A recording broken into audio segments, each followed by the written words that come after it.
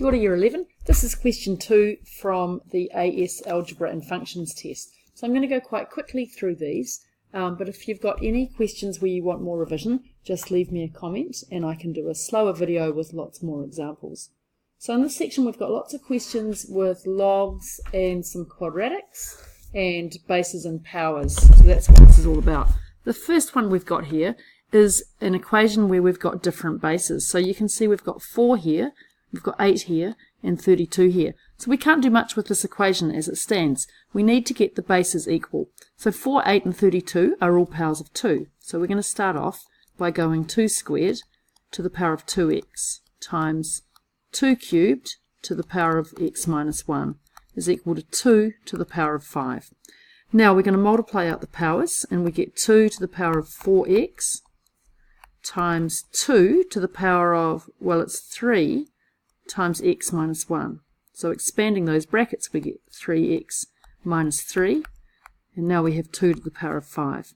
Remember that when we've got the same base, we add the powers. So we get 2 to the power of, I'm going to do this quickly, 4x plus 3x gives me 7x minus 3 is equal to 2 to the power of 5. So finally we have 7x minus 3 is equal to 5, 7x equals 8, and x is equal to 8 over 7. Right, so the key thing there is that we have to have the same base. The next question is a simple log question, so this is part B. So the way we remember logs is I do this loopy thing where we go 2 to the power of this is equal to what? So rewriting in ordinary form that we're used to, 2 to the power of negative 3 is equal to what? So 1 over 2 cubed is equal to x. X is equal to 1/8. So just one more of those. If we've got log to base 3 of 81 is equal to x, what we're saying here is 3 to the power of what is 81. So we rewrite it like this. Okay, I know you've got lots of examples with logs in your textbook. Please make sure you do heaps and heaps of them. They're really, really important. Okay, our next one we're going to need a calculator for. X is up in the power, so we're going to use our log rules, and we're going to take logs of both sides. Now it doesn't matter what base log we're using here, so we're not going to write one. Now applying the rule that log of a to the b is equal to b log a, which looks like bloga, but it's not, we can do this. X minus 5 log 3 is equal to log 10. That leaves me with x minus 5 is equal to log 10 over log 3. So my final answer is this, x equals 5 plus log 10 over log 3. Now I don't know if you were expected to give exact values here, but that's actually a perfect answer for that question, except it's a bit hard to see roughly what the number is. So I'd give that a tick, but there are two ways to make it better. The first way is that if we now take the base to be log to base 10, right, which is what we kind of assume that implicitly if there's no base given. But let's just have a look at what that means. So log to base 10 of 10 is 10 to the power of what will give me 10. So that's just 1. So a nicer way to write this answer is x is equal to 5 plus 1 over log to base 10, 3. So I like that one. But if we want to get a calculator approximate answer, if we chuck that in our calculator, we end up with x is roughly 7.096. That's to 4 significant figures, or 7.10 to 3 significant figures. Whatever you were told to round to. Okay, on to the next one. Now this is a linear inequality. All we have to watch out for is that we're not multiplying or dividing by a negative number. So the first thing we're going to do is multiply through by 2. 5 minus 4x is less than or equal to negative 6. Now I'm going to add negative 6 to both sides. That doesn't change anything. So we get 5 plus 6 minus 4x is less than or equal to 0. So that gives me 11. Now I'm going to add the 4x to both sides. So 11 is less than or equal to 4x. 11 over 4 is less than or equal to x. So a nicer way to write that is to say that x is greater than or equal to 11 over 4. Just be really careful that you haven't accidentally dropped the equals part of the greater than or equals to. We need to watch out for that with inequalities. It's probably okay to leave it like this, but it's quite a strong convention in maths that if we're giving an inequality, we write x is blah blah blah blah blah. I once had an argument about that over a marking schedule in the MCAT. So that was half an hour of my life I'm never going to get back. So if you could just do that and write it as x is greater than or equal to 11 over 4, there you go. Now the next one is often badly done. If you're watching this from my 12 MAA class, this was the question that about one person out of 30 got right. They're really easy if we just remember that when we're working with fractions, we need to have a common denominator, and that's going to be the lowest common multiple. So in here, what's the LCM of 3, 4 and 2? Well, it's 12. So let's get all of those fractions over 12. Remember that we've got invisible brackets around here as well. That's how my divide sign works.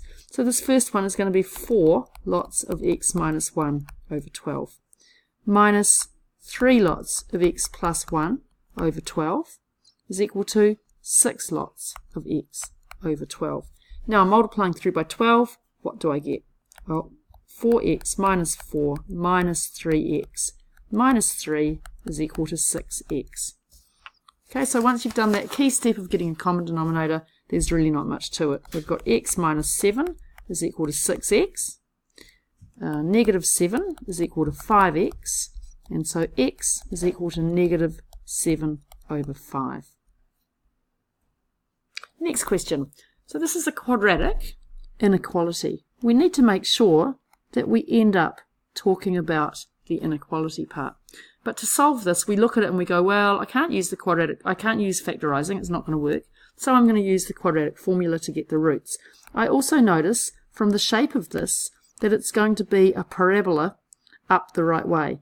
We don't yet know though if it's going to be like that with no real roots, or like this with 2 real roots, or kind of the coolest case like this with 1 real root. But we know that the quadratic formula is going to help me find whatever those roots are.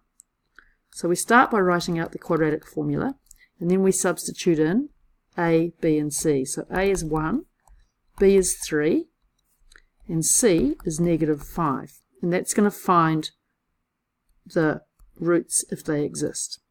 So substituting, we get x equals negative 3 plus or minus the square root of 9 minus 4 times 1 times negative 5, divided by 2a, which is 2. So what does that give me? X is equal to negative 3 over 2 plus or minus the square root of 29 divided by 2. Now, if we get approximate values for those, x is equal to negative 4.19 or 1.19. But we haven't finished because we haven't looked at when this expression is strictly positive. So we can do this by looking at the shape of the graph.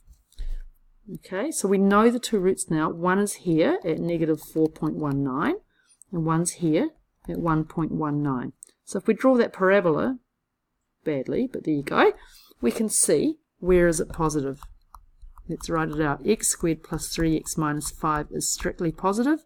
So it's going to be positive for this bit up here and for this bit down here.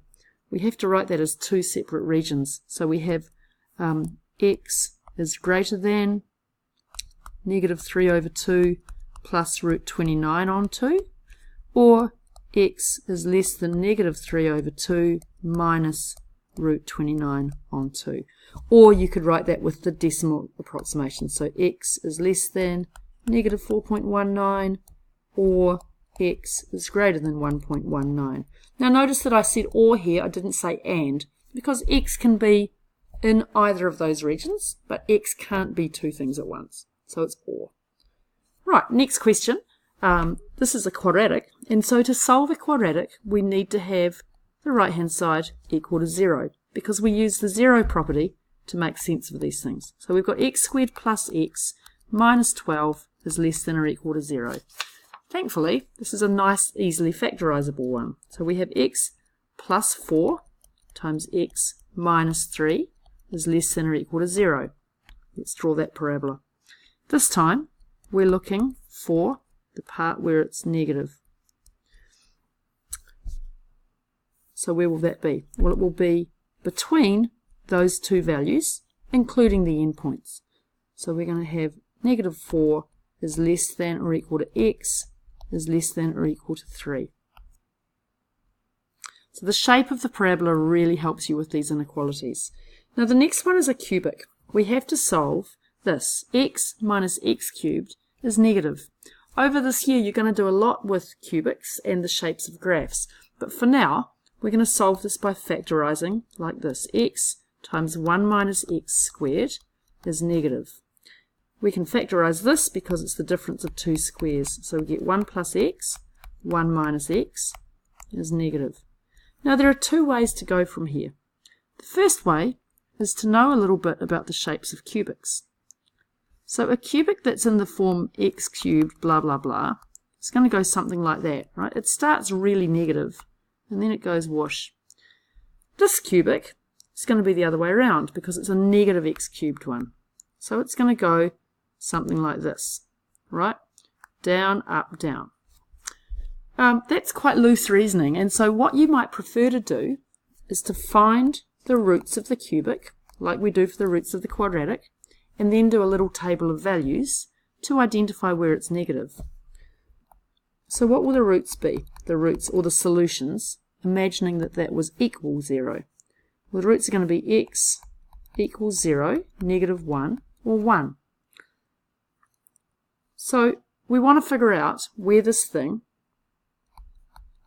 is negative. Well, what have we got? We can do a table like this. Let's put on our critical values. Negative 1, leave a gap, 0, and 1. So let's now put in some numbers that are in between those. So we'll put in 2 here, we'll put in a half here, we'll put in negative a half here. And we're going to work out what each of these things are and whether they're positive or negative. So for 2, we're going to get 2 times 3 times 1 minus 2 is going to be negative 1. So it's negative 6, so it's negative.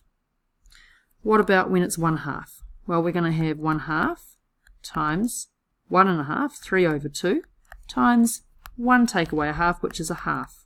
That gives me 3/8, I think. Yep, and that's positive. When we get to this value here of negative a half, we have negative a half times 1 half times 1 minus negative a half, 3 over 2. So that one is negative. Right, so we can see that it's switching when we have those roots. And of course it's switching because these are the values where it's crossing the axis. So where have I got negative bits? Let's see. It's a very badly drawn graph. That looks more like a sine curve than anything else. Let's see. So if we've got x minus x cubed negative, where will that happen? Well, it will happen when x is greater than 1. Right, so that's coming from here, x greater than 1. And it will also happen when, let's see, x, brain going very slowly, for negative 1 to 0. Right, so we've got two areas where we can see we've got negative values. This bit here and this bit down here. Right, luckily for us, the last questions can be done in about 34 seconds. So here it is. We're going to let u equal x squared. So this is called a disguised quadratic. I've got a separate video on these on my 12 MAA playlist. So that gives me u squared minus 3u minus 4 equals 0. Factorizing that super fast gives me u minus 4u plus 1 up